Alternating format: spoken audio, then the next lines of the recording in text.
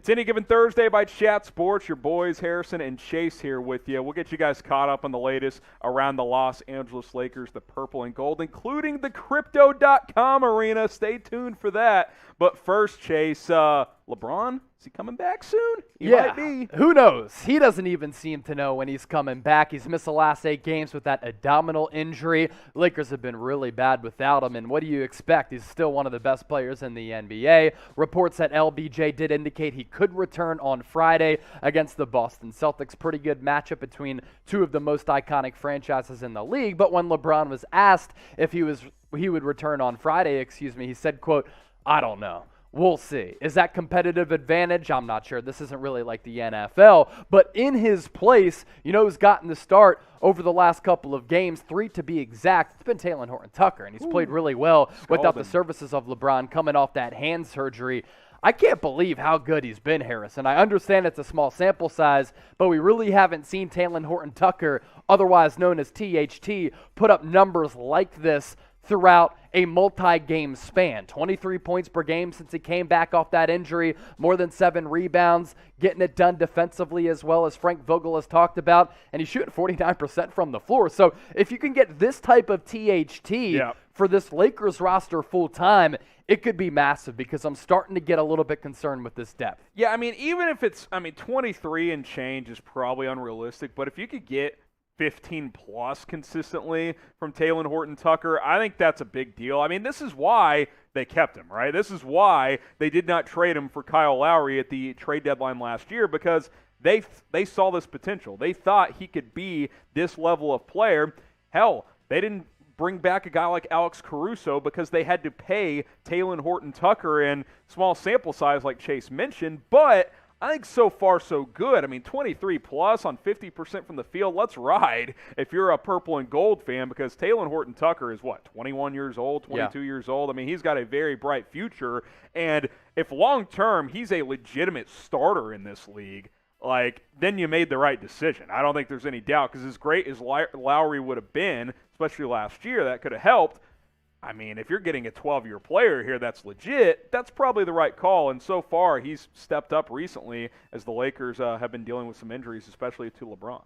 Yeah, no question. And I think that's what's so important to monitor with Los Angeles is how is their depth going to step up? Because when LeBron comes back, he immediately gives the Lakers an injection into that starting 5. Yeah. And does that then help the bench? Kent Bazemore has been straight up terrible. I'm almost at the point where I think Frank Vogel should take him out of the starting rotation once LeBron comes back, and then his minutes should start to diminish a little bit as well. We're also looking at a scenario where Los Angeles has dealt with a lot of injuries to a lot of these marquee players, like in LeBron, a Wayne Ellington, and Austin Reeves, Talen Horton-Tucker, Trevor Ariza. So I'm not going to hit the panic button just yet, but man, they need to be better, because late game execution has been horrendous, and third quarter execution, as Anthony Davis talked about, which we'll highlight here in just a bit, has been awful too. While there's certainly been a lot of question marks to start this season, the start by THT has been impressive. If you're encouraged, type Y for yes, type N for no. Talen Horton-Tucker has been one of the lone bright spots so far this season. So let us know down in the comments if you guys are encouraged by what you've seen by Talen Horton-Tucker. And Laker fans, the holidays are just around the corner. Hell, Black Friday is just next week. And if you want to get this awesome Lakers hoodie for 40% off, usually it's $70. Right now it's just over $40. Go to the link below, chatsports.com/Lakers hoodie. We'll have it in the live copy in the description of this video as well on our Lakers YouTube channel. This is a sick hoodie for a great deal at 40% off. Chatsports.com/Lakers hoodie. Make sure you guys take advantage and, hey, do some Christmas shopping early. That's what I always like to say. Okay, so you kind of look at where the Lakers sit right now. 8 seed, 8-8, a lot of 8s. Shout out Kobe, but that's not where you want to be, right? The good news is the West, it feels a little top-heavy right now, so you're fine. You're still in that playoff hunt, certainly. And, that was kind of the goal, right? While LeBron is out, let's hover around 500, win some games, just don't go on a massive losing streak. the hope is once he gets back, you can make a push into the top 4. And what I continued to say last year was, as long as LeBron James is healthy for the playoffs and as long as AD is able to get past his injuries, the Lakers are going to be fine. And throughout that first-round series, at least the first couple of games, you see them matched up with the Phoenix Suns, and you're like, Los Angeles is the better team. 2-1. AD goes down, LeBron is still hobbled. And now you're looking at a situation where I think you can take the same approach where you're like, okay, if LeBron and AD are healthy, they're 2 of the top 5 to 10 players in the NBA. They're going to be all right. But the eye test shows you that without LeBron, they've been awful. And that's something that Anthony Davis had talked about recently as they just continue to struggle mightily, especially with Russell Westbrook, who really is just a roller coaster ride.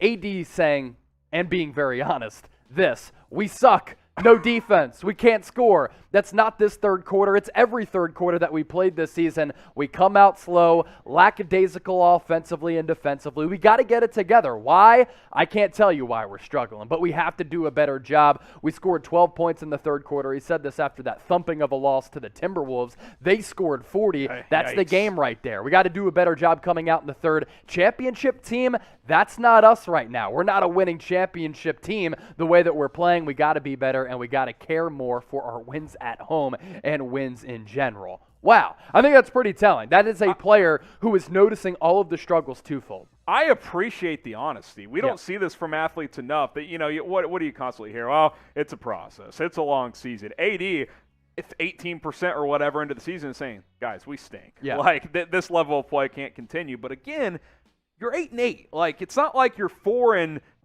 and you're like, holy shit, we got a lot of ground to make up just to make the playoffs. You're in the 8 seed now. You want to be in the top 6 because you want to avoid that play-in tournament, which the Lakers had to play in last year. Yeah. They ended up beating Golden State in that Classic, but they easily could have lost that game. Then it would have been a do-or-die situation against a hot Memphis team. You don't want that to happen. Hopefully they can get better, especially early on in these second halves, Chase. Yeah, no question. It's really the third quarter. And what does that say?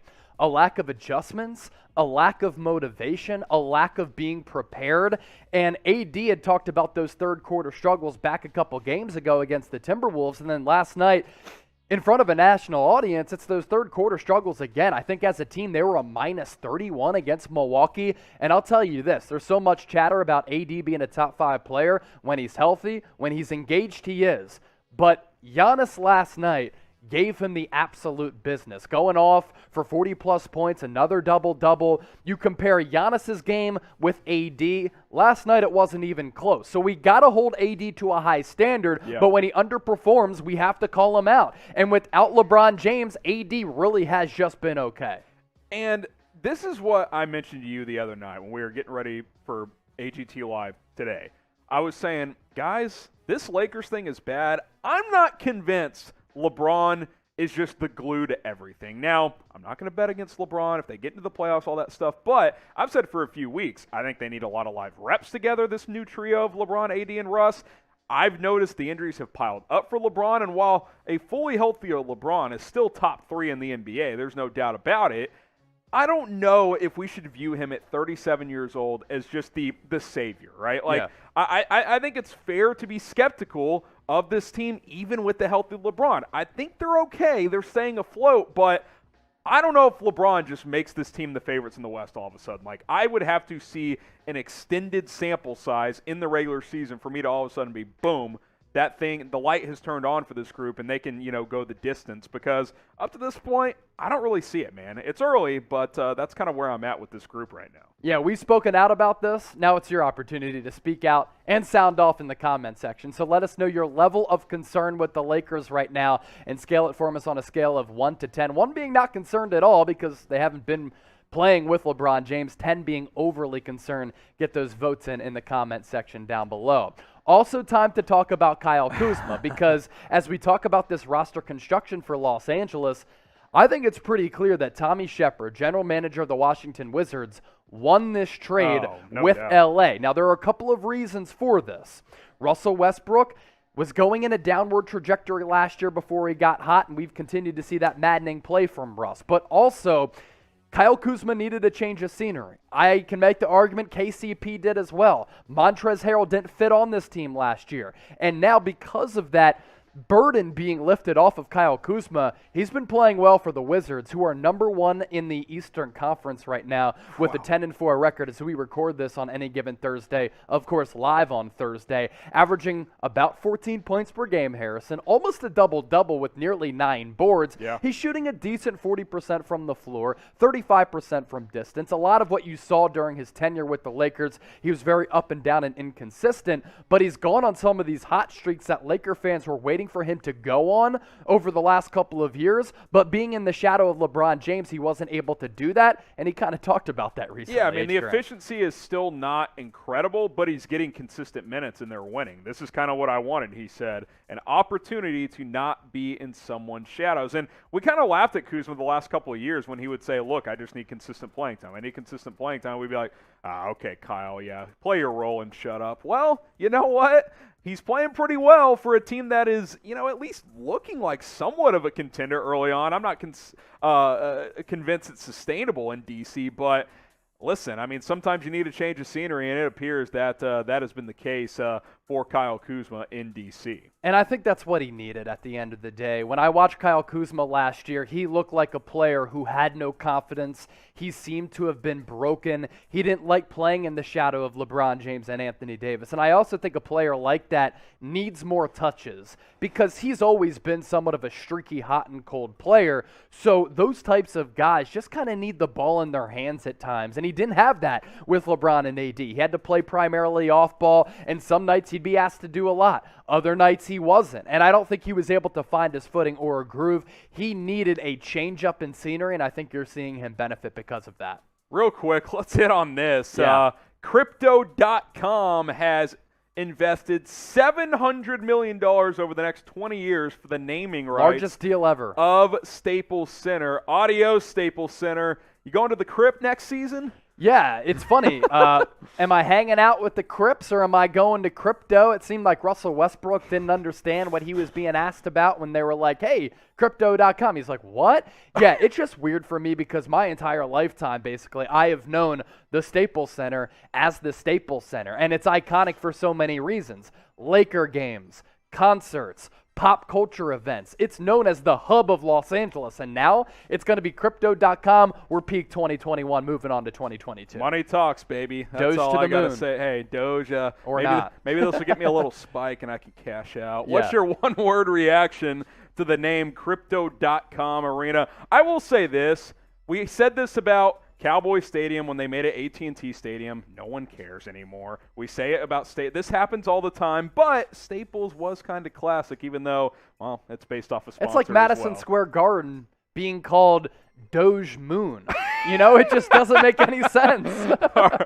The Doge Dome. You don't rename Wrigley Field and Fenway Doge Park. Dome is Now, I coming know next. you probably don't really need Staples stuff yeah. anymore. You just get it off of Amazon. But Crypto.com weird. is coming, baby. Let us know what you guys think in the comments.